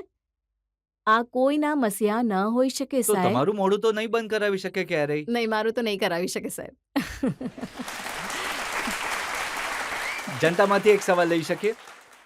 મેમથી મારો એ સવાલ છે કે મેમ, હૈદરાબાદના જે મુસલમાન છે, તો શું તમને એવું લાગે છે કે આ ચુનાવમાં એ અસદુદ્દીન ઓવૈસીને છોડીને તમને વોટ આપશે? હું તમને એક વાત કહું છું. શું જિંદગી માત્ર વોટ સિવાય બીજું કંઈ નથી? જ્યાં લોકો દરેક પર ડરથી જીવે છે. એક એક્ઝામ્પલ આપું છું. એક નામ છે મોહમ્મદ પહેલવાન, જે અસદજીની સાથે કામ કરતા હતા પહેલા. એ પહેલવાનના નામથી જાણીતા હતા કેમ કે દંગલ અને જે અખાડા હોય છે, વેરી ઓલ્ડ સ્ટાઇલના પહેલવાન છે. એમના દીકરા અને એ સોશિયલ વર્કર હતા, જે અસદજી સાથે કામ કરતા હતા AIM-IM-માં. ત્યાંના વક્ફ બોર્ડના જે લેન્ડ છે, એમાં એક સ્મશાન છે મુસલમાનોનું. એને તોડીને ઘર બનાવવાના ચક્કરમાં પડી ગયા હતા AIM-વાળા. તો આ બંને ગયા અને પૂછ્યું, સાહેબ આને તો છોડી દો સાહેબ, આ તો વક્ફ બોર્ડનું છે અને આપણા કુરાનમાં લખેલું છે કે આ ખોટું છે, નહીં કરવું જોઈએ. પહેલવાન છે પણ જઈને પૂછ્યું એમણે. ત્યારે દંગા ફસાદ થયા, જેમાં અકબરુદ્દીનજી અને એના ઓવૈસીજીને ઘણી સારી રીતે ખબર છે કે આમાં કઈ રીતે ભડકાઉ વાત કરવી જોઈએ. માં બહેનની ગાળ આપે છે તો પહેલવાન સાહેબ થોડી ન ચૂપ બેસશે. તો દીકરો ગુસ્સામાં આવી ગયો. પહેલવાન સાહેબ આમ પણ ઊભા હતા, સતર્ક હતા તેઓ. દીકરો જવાન છે, નહીં રોકાઈ શક્યો. અકબરુદ્દીનને મારી દીધા. શું થયું? જિંદગીના આટલા વર્ષો સળિયાની પાછળ જતા રહ્યા. હવે સામાન્ય માણસની વાત સમજો સાહેબ, જે નાની નાની મદ્રેસા ચલાવે છે, પસમિંદા ઘરોથી છે. જો હું એવું કહીશ કે હું આ કરીશ તો વોટ આપો, તો મારામાં ને અસદમાં શું ફરક રહી ગયો ભાઈ? જ્યારે મોદીજી પ્રાઇમ મિનિસ્ટર ઉજ્જવલા યોજના લઈને આવ્યા હતા, જે સિલિન્ડર આપવાના હતા મહિલાઓને, શું સિલિન્ડરની ઉપર એમણે લખ્યું હતું કે આ મુસલમાનનું સિલિન્ડર છે, આ શીખનું સિલિન્ડર છે, આ હિન્દુનું સિલિન્ડર છે? શું તમને લાગે છે કે એમણે એટલે જ સિલિન્ડર આપ્યા એ બધી મહિલાઓને, જેમાં મેક્સિમમ પ્રતિશત મુસલમાન મહિલાઓને ગયા છે? I have data which I let you know. તો એ એટલે આપ્યા કેમ કે એ ગરીબી જાણે છે. એમણે એટલે આપ્યા કે જે તકલીફ એમની માતાજીએ જોઈ છે એ કોઈ પણ માં ન જોવી જોઈએ. સાહેબ, અમે આવા જ દિલથી કામ કરીએ છીએ. હું એ જ ઈચ્છું છું, પ્રાર્થના કરું છું, એ બધી જ પસમિંદા વુમન સ્ત્રી જે છે, કે બધાએ ગરીબ મુસલમાન જાગો ભાઈ, જાગો. જાગો કે તમારી પોતાની કોમના લોકો તમારી ઉપર આવા અત્યાચાર કરી રહ્યા છે, ભડકાઉ ભાષણ આપીને. માધવીજી, તમે ચૂંટણીના મેદાનમાં છો, વોટ તો માંગવો જ પડશે ને. અને મુસલમાનોનો વોટ નહીં મળે કોન્સ્ટિટ્યુઅન્સીમાં તો જીતશો કેવી રીતે? સાહેબ હવે બીફનું નામ લઈને તમે વોટ માંગશો, અયોધ્યાનું રામ મંદિર લઈને તમે વોટ માંગશો, બાબરી મસ્જિદ ઉપર ભડકાઉ વાત લઈને તમે વોટ માંગશો. કેવી વાત છે સાહેબ આ? શું તમે ઉસ્માનિસ્તાન બનાવવા જઈ રહ્યા છો ત્યાં આગળ? તમે જિન્ના નહીં, જિન્નાના બાપ નીકળી રહ્યા છો અરે અહીંયા. તમે મને એ કહો કે મુસલમાન તમને વોટ આપશે કે નહીં આપે? સાહેબ મુસલમાન મને બરાબર વોટ આપશે, પણ હું એના માટે કામ નથી કરી રહી. તમારે આ જાણવું પડશે. જો તમારી પાર્ટીના એમએલએ છે ટી રાજાસિંહ, એ ઘોષ મહેલથી છે, એમએલએ હાજી. છે. જી હા. એમણે કહ્યું કે અમને હૈદરાબાદમાં મુસલમાનોના વોટ નથી જોઈતા. એમણે કહ્યું કે જે એનર્જી અમે મુસલમાનોના વોટ માંગવામાં લગાડી રહ્યા છે, આ એનર્જી હિન્દુઓમાં લગાડીએ તો સારું થશે. હા, એમના પહેલા સેન્ટેન્સને લઈએ કે અમને મુસલમાનોના વોટ નથી જોઈતા, તો એનો મતલબ એ નથી કે એ લોકોએ આવીને અમને વોટ નથી આપવાના. ભાઈ સાહેબ, એને સમજવાની એક રીત હોય છે. એમનું કહેવું છે જે કોન્સ્ટિટ્યુઅન્સીમાં લગભગ 10 લાખ હિન્દુ છે અને જ્યારે અસદુદ્દીનજી 5 લાખ 15 વોટથી જીતે છે, તો શું 10 લાખ હિન્દુ વોટ બસ નથી તમારા જીતવા માટે? બસ આ વાત કહી રહ્યા હતા એ. તમે તો આને કંઈ બીજું જ કહી રહ્યા છો. મને લાગે છે કે ચૂંટણી લડવા ઈચ્છી રહ્યા હતા, તમને ટિકિટ મળી ગઈ, એ થોડા હેરાન છે. સાહેબ આ રાજાસિંહભાઈનો પ્રોબ્લેમ નથી. આખા દેશમાં જ્યારે પણ સ્ત્રીને તક મળે છે તો થોડું ઘણું તો જરા પ્રોબ્લેમ થાય છે ને સાહેબ. This is women empowerment issue છે સાહેબ. હવે ચાલે છે ઘરમાં પણ કેવું છે, બોલીએ છીએ ને છોકરીને 2 ઘરેણાં વધારે ખરીદીને આપે છે. છોકરાઓ મોઢું ચડાવીને બેસે છે કે નહીં? બોલો, તો એવો જ મામલો ઘરનો છે. હવે થોડું રાજાભાઈ નારાજ છે તો ઠીક છે, પણ આવીને મારી સાથે કામ પણ કરે છે. હમણાં હું એમના ઘરે પણ ગઈ હતી તો ભાભી મળ્યા હતા મને, રાજાભાઈના પત્ની. અરે શું સ્ત્રી શક્તિ છે સાહેબે! અમ્મા હું તમારી સાથે આવીશ અને જઈને ધૂલપેડમાં આખામાં તમારી સાથે હવે હું કેમ્પેન કરીશ. બોલો, તો સ્ત્રી શક્તિનું સંગઠન થઈ રહ્યું છે સાહેબ ત્યાં આગળ. એ જ તો મોદીજી ઈચ્છે છે. 33.3 રિઝર્વેશન કેમ લાવવા ઈચ્છે છે? જેથી સ્ત્રી શક્તિ એકત્રિત થઈ જાય અને સ્ત્રી બહાર નીકળે. બસ. જે હૈદરાબાદની જનતા છે એને શું મેસેજ આપશો? અને જો તમે ગાયને કહી શકો તો હજી સારું રહેશે. లేచింది నిద్ర లేచింది మహిళా లోకం దద్దరిల్లింది పురుష ప్రపంచం. એનો અર્થ છે જાગી ગઈ સ્ત્રી અને હાલી ગયો પુરુષ પ્રધાન સમાજ. હજી એક બ્રેક માટે રોકાઈશું અને બ્રેક બાદ આપકી અદાલતમાં માધવી લતા પર આરોપો અને સવાલોનો હજી એક દોર. એવો એક માણસ જે પોતાની ધરતીને માં નથી કહી શકતો, તે પોતાની કોમની મહિલાની શું સંભાળ રાખશે સાહેબ? હવે રહેવા દો.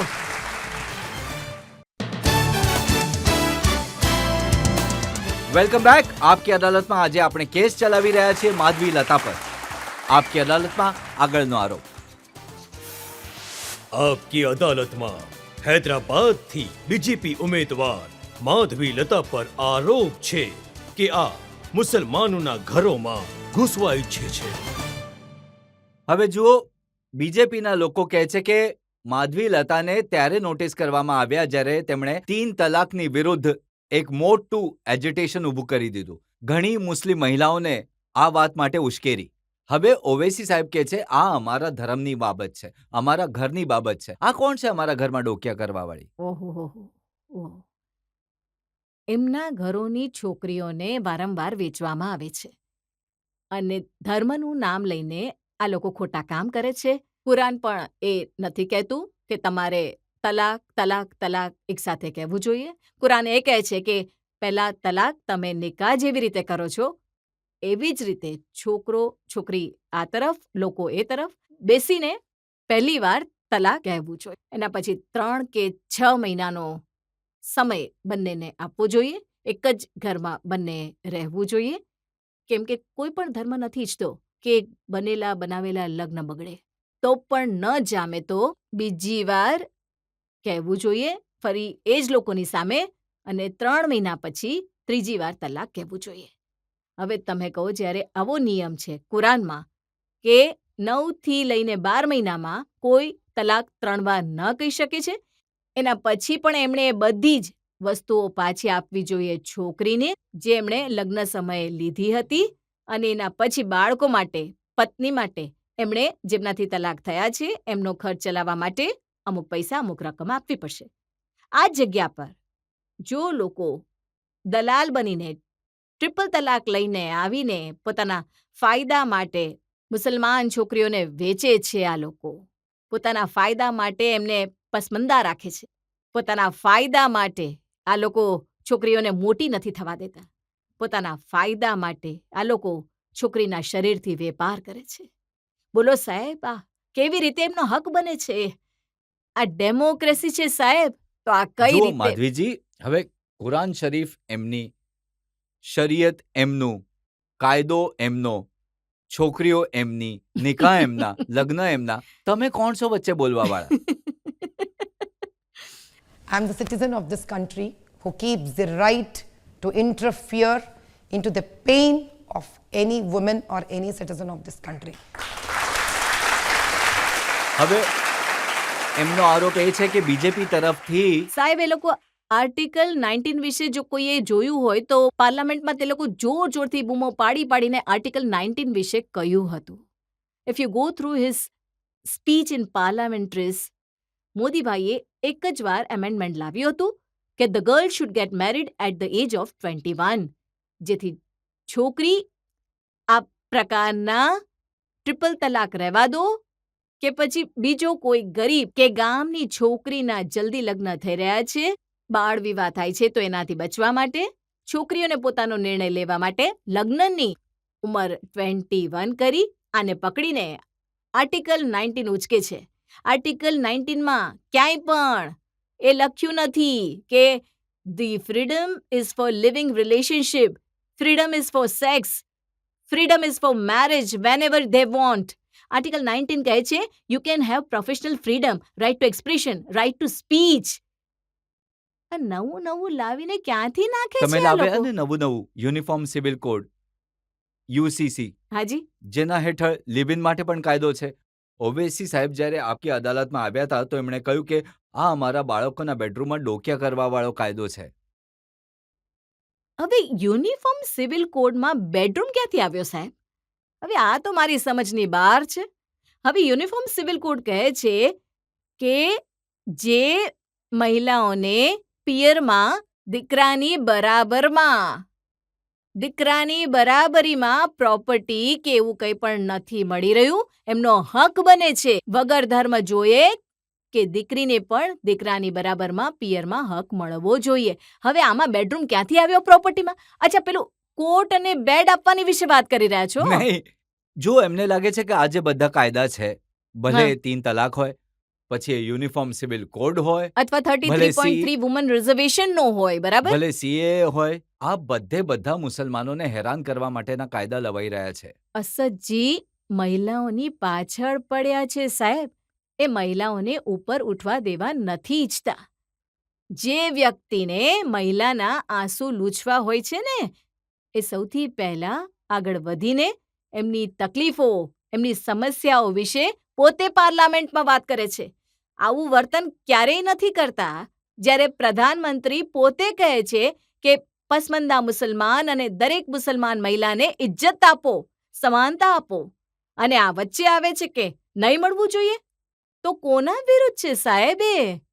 એ એટલા માટે એમને લાગે છે કે આવા બધા જ્યારે કાયદો આવશે, સીએ આવી જશે, કચડવા માટે UCC આવી મહિલાઓ જશે, નહીં મળશે તો અમારું એમને. અસ્તિત્વ, અમારી ઓળખ પર સવાલ ઉઠશે.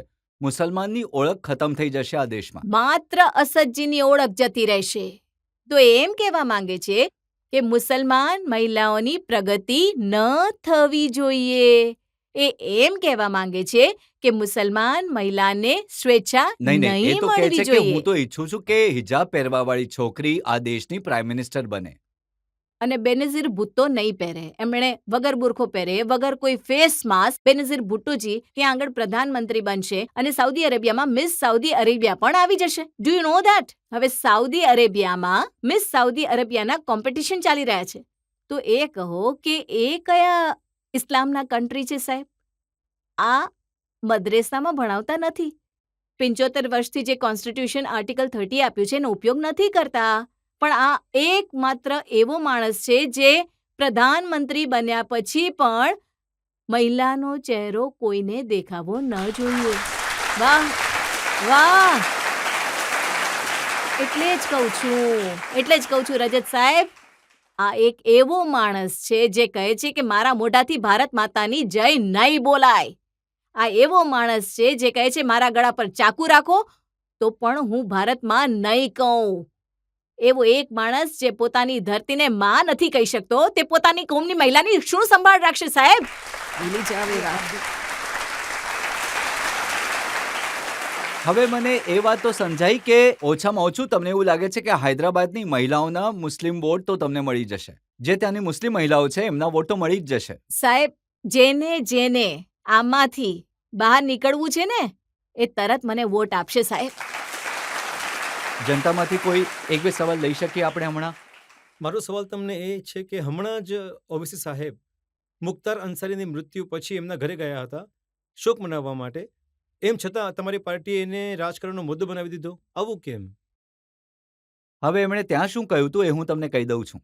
જી બોલો, જણાવો. એ જ્યારે શોક કરવા ગયા જી સાહેબ. તો ઓવેસી સાહેબે કહ્યું, ઇન્શાઅલ્લાહ इन अंधेरों का जिगर चीर कर नूर आएगा, तुम हो फिरौन तो मूसा भी जरूर आएगा. ઘણું સરસ સાહેબ. હવે આમના વિશે બીજી એક ઘણી જ સરસ વાત તમારે બધાએ જાણવી જોઈએ. આ લોકોને મુખ્તાર જેવા 8 લોકોના ખૂન કરવાવાળા જોઈએ. Indian express. Asaduddin Owaisi booked for citizen over extending legal aid to alleged ISIS members. હવે બોલો, આ છે મુસલમાનોનો મસીહા? એમણે કહ્યું કે કોઈ મસીહા. માણસ ગુમરાહ થઈ ગયો તો અચ્છા, એમના પર આઠ આના માટે હત્યા કેસ ચાલી રહ્યો કરીને. છે. 8 હત્યા કરીને ગુમરાહ થઈ ગયો?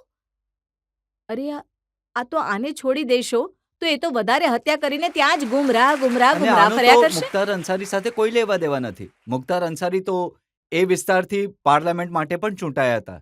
જો ISIS મેમ્બર્સને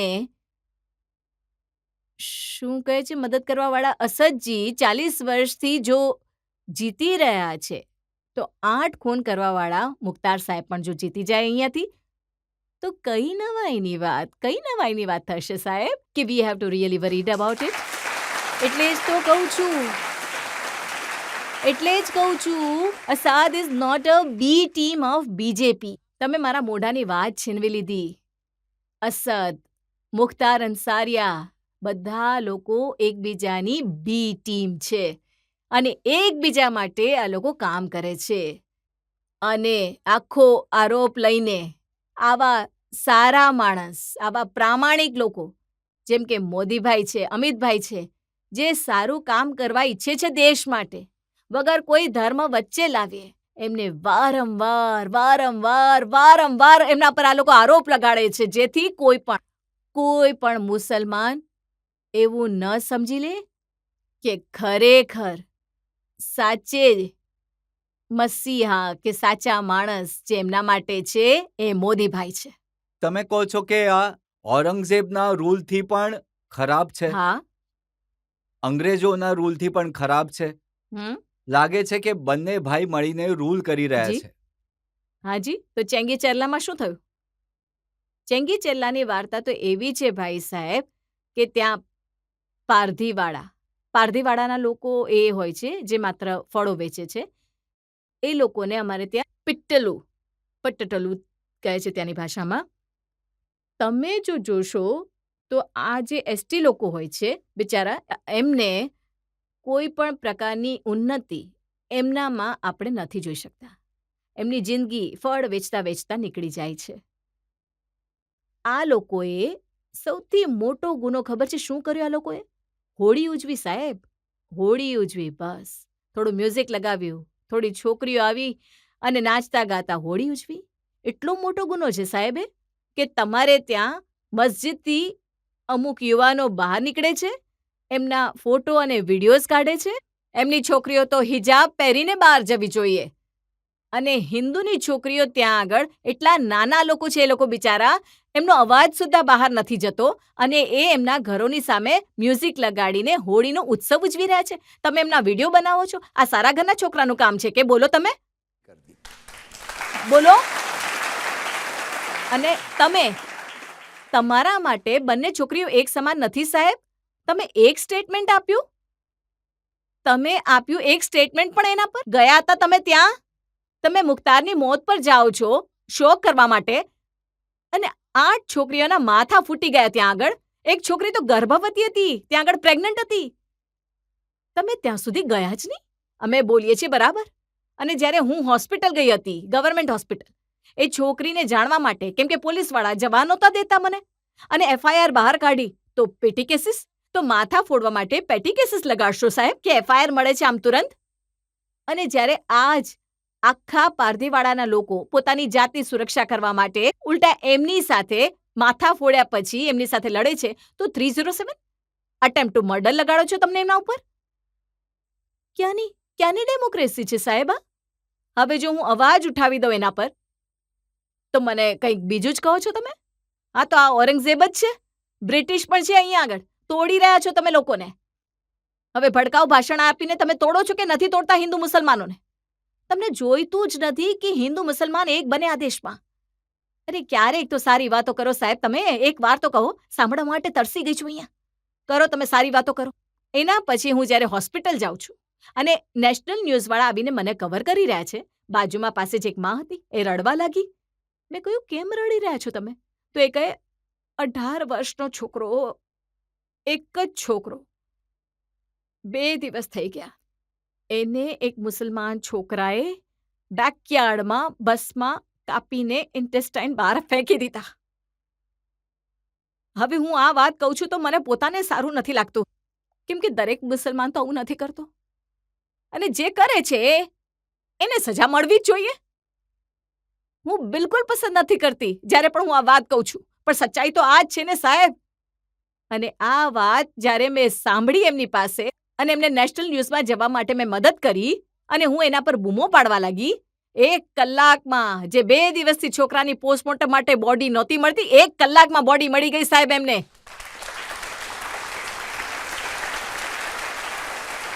હવે જ્યારે હૈદરાબાદમાં તમે લોકસભાની ચૂંટણી લડી રહ્યા છો, આ બધા ઇશ્યુઝ તમે લોકોની સામે મૂકી રહ્યા છો, ચૂંટણી જીતશો તો લાગે છે કંઈક ભલું કરી શકશો ત્યાંના લોકોનું? કંઈક ભલું શું સાહેબ?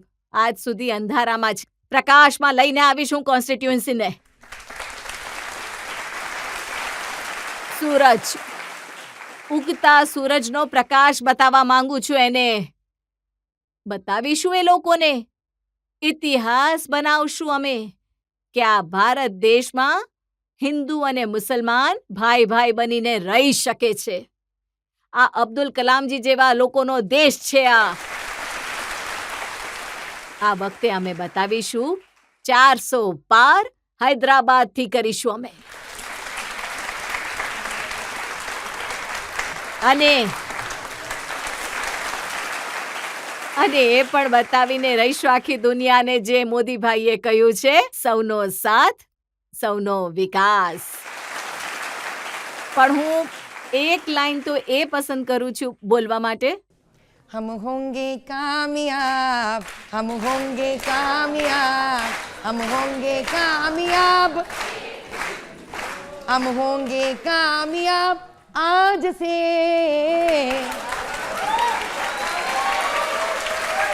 और मन में है विश्वास, पूरा है विश्वास, हम होंगे कामयाब आज से.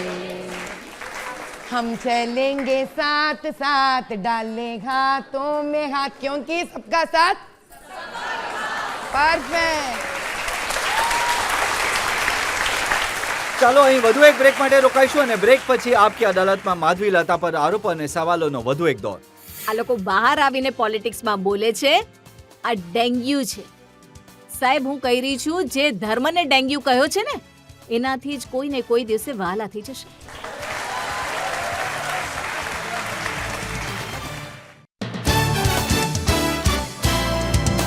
Welcome back. આપકી અદાલતમાં આજે આપણે કેસ ચલાવી રહ્યા છીએ માધવી લતા પર. આપકી અદાલતમાં આગલો આરોપ.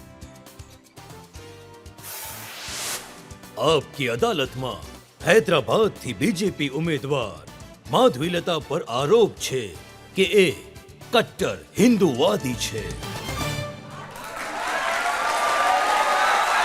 માધવીજી, ઘણા બધા લોકો કહે છે કે એટલે જ તમને ઓવૈસી સાહેબની વિરુદ્ધ મેદાનમાં ઉતારવામાં આવ્યા કેમ કે તમે એક કટ્ટર હિન્દુવાદી છો. હું એટલે કટ્ટર હિન્દુવાદી છું કેમ કે હું એ માનું છું કે માનવ સેવા જ માધવ સેવા છે. હું કટ્ટર હિન્દુવાદી.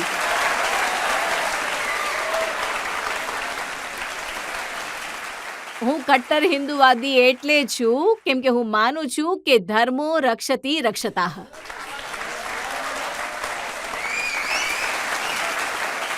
પણ આજકાલ જે તામિલનાડુના નેતા છે, આપણે ઉદયનિધિ મારનની વાત સાંભળી. એમણે કહ્યું કે સનાતનને તો એ રીતે ખતમ કરવો જોઈએ જેમ આપણે ડેન્ગ્યુ અને મલેરિયાને ખતમ કરી દઈએ છીએ, સર્વનાશ કરી દેવો જોઈએ. ઉદયનિધિ સ્ટેલિનજીને ખબર છે કે પહેલા શું કરવું જોઈએ? પોતાના ઘરમાં જઈને પત્ની અને માતાજી જે ઘરમાં રોજ પૂજા કરી રહ્યા છે ને એ પૂજા ગાદીને પહેલા ખાલી કરાવો તમે.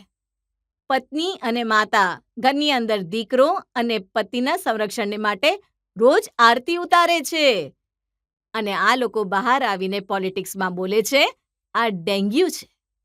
સાહેબ, હું કહી રહી છું, જે ધર્મને ડેન્ગ્યુ કહ્યો છે ને એનાથી જ કોઈને કોઈ દિવસે વાલા થઈ જશે.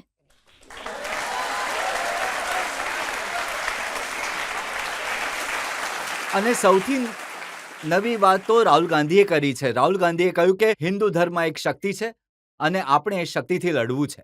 વાત તો એમણે સાચી કહી છે ને સાહેબ. હિન્દુ ધર્મ શક્તિ છે, શક્તિથી લડવું છે. સામે બેઠી છું ને હું. અરે વાહ, રાહુલજીએ જીવનમાં એક વાત તો સાચી કહી છે સર. એક તો સાચી કહી છે કેમ કે એમની દાદીજી પણ શક્તિ હતી સાહેબ. ઓળખી નહીં શક્યા તેઓ. ઇન્દિરા ગાંધીજી પણ શક્તિ હતા. જે દાદીજીને નહીં જાણી શક્યા એ આ દેશની મહિલાઓને કઈ રીતે જાણશે સાહેબ? આ ભારત માતાને કઈ રીતે જાણશે સાહેબ? જુઓ, એમનું કહેવું છે કે મોદીજી આવી જ હિન્દુ શક્તિને ભેગી કરીને વોટ લેવા માંગે છે. અયોધ્યામાં રામ મંદિરની જે પ્રાણ પ્રતિષ્ઠા થઈ એને બીજેપીનો શો બનાવી દીધો બધી રીતે. સાહેબ, આ લોકો ઇટલીમાં મળીને બોફર્સનો ગોટાળો કરી શકે છે. ઠીક છે, આ લોકોની જાયદાદ છે. અને અકબરુદ્દીનજી પોતાની મસ્જિદ તોડીને બાબરી મસ્જિદ, બાબરી મસ્જિદ, બાબરી મસ્જિદ કહેતા હોય છે. અને નાના હતા ત્યારે ના તો કોઈ ટોપી પહેરતા હતા, ના કંઈ કપાવ્યું એમણે. અને હવે એ આવે છે આ બધું કરીને મુસલમાન બનવા માટે.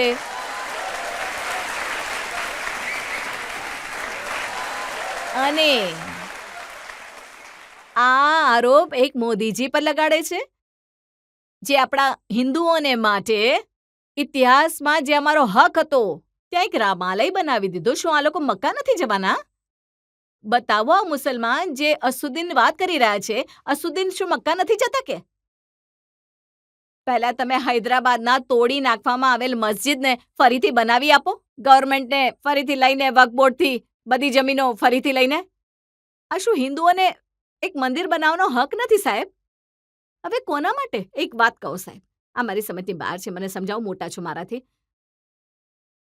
આ લોકો પાકિસ્તાનથી આવેલા મુસલમાનો માટે રડ્યા કરે છે, અફઘાનિસ્તાનથી આવેલા મુસલમાનો માટે રડે છે, બાંગ્લાદેશથી આવેલા મુસલમાનો માટે રડે છે. અહીંની મુસલમાની સ્ત્રીઓને ટ્રિપલ તલાક આપવામાં આવે, યુસીસી આપવામાં આવે તો રડે છે. પોતાની મસ્જિદો તોડીને ચૂપચાપ પૈસા બનાવી લે અને બાબરી મસ્જિદને માટે રડે છે આ લોકો. જય હિન્દ કોઈ બીજાએ લખ્યું હોય અને ઇતિહાસ કંઈ બીજું બનાવીને આ લોકો બૂમો પાડ્યા કરે છે. શું તકલીફ છે સાહેબ આ લોકોને આ દેશથી? આ માટે જ હું કહું છું સાહેબ, રઝાકાર જતા રહ્યા છે, કાસિમ રિઝવીના વફાદાર રહી ગયા છે.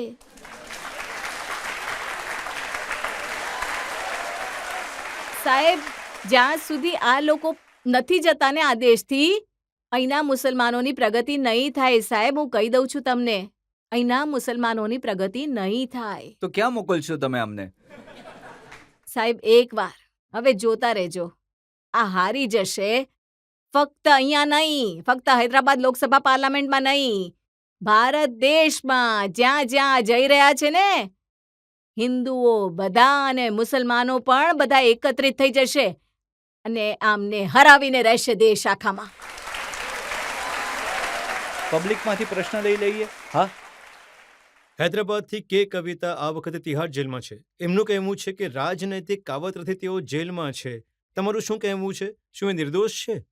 આટલી બધી હુહા છે કવિતાજીનો ઈડી દ્વારા અરેસ્ટ, તો આ કિંગ્સ ગ્રુપ જે અસદને આટલું બધું પાછળથી બેકઅપ કરી રહ્યું છે, ગાડી સુદ્ધા આપી રહ્યા છે, એમના શાસ્ત્રીપુરમાં મકાન સુદ્ધા બનાવી આપી રહ્યું છે, એમને ફંડિંગ કરે છે, આ ઈડી બહાર કેમ નથી લાવતા?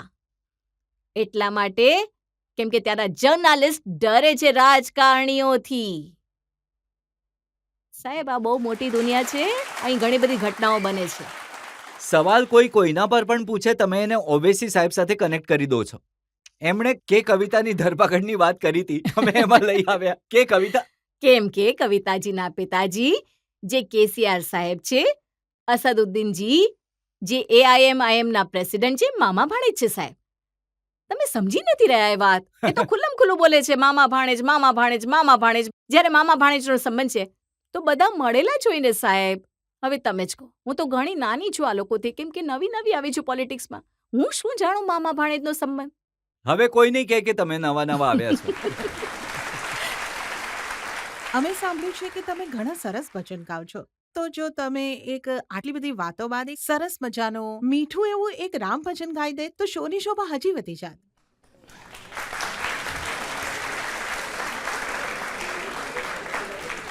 पायो जी मैंने राम रतन धन पायो, पायो जी मैंने राम रतन धन पायो, पायो जी मैंने राम रतन धन पायो.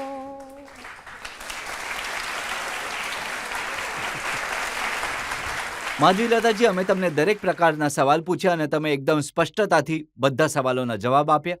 અને હવે એ કોઈ નહીં કહે કે તમે રાજનીતિમાં નવા આવ્યા છો. તમે તો બિલકુલ ફૂલ ફ્લેજ્ડ પોલિટિશિયનની જેમ જવાબ આપ્યા છે.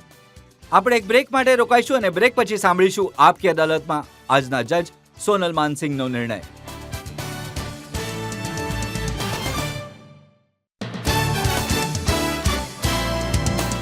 Welcome back. આજે આપણે કેસ ચલાવ્યો માધવી લતા પર.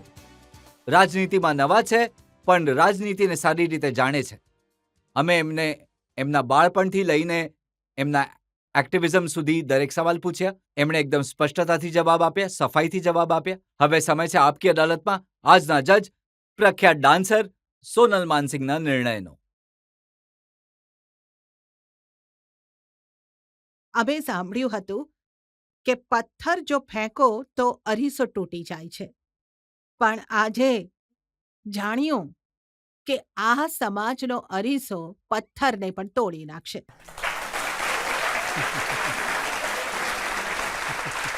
અને અગ્નિશિખા, દ્રૌપદીને અગ્નિશિખા કહેતા હતા. આજે એક વધુ અગ્નિશિખા આપણી ભારત માતાની પ્રતિભાશાળી પુત્રી અહીંયા બેઠી છે. એમની બધી જ વાતોમાં સચ્ચાઈ દેખાય છે, આત્મવિશ્વાસ દેખાય છે અને આ ભારત ભૂમિની ગૌરવની ગાથા ઝલકે છે. સૌનો સાથ, સૌનો વિકાસ, સૌનો વિશ્વાસ અને સૌનો પ્રયાસ આ જ વાત પર ચાલતી જાય, નામ ઉજ્જવળ કરે પોતાનું, નામ ઉજ્જવળ કરે ભારત માતાનો અને સૌની તમે બનો દીદી, મોટી બહેન.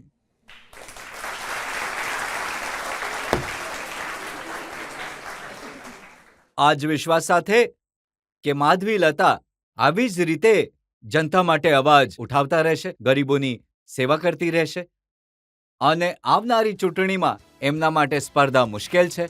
ટક્કર ઓવેસી સાહેબ સાથે છે. અમારી શુભકામના એમની સાથે છે. તે આ ચૂંટણીને આ જોમ સાથે લડે, સફળતા મેળવે. મારી મુલાકાત આપની સાથે થશે આવતા સપ્તાહે એક નવા વ્યક્તિત્વ સાથે. ત્યાં સુધી નમસ્કાર.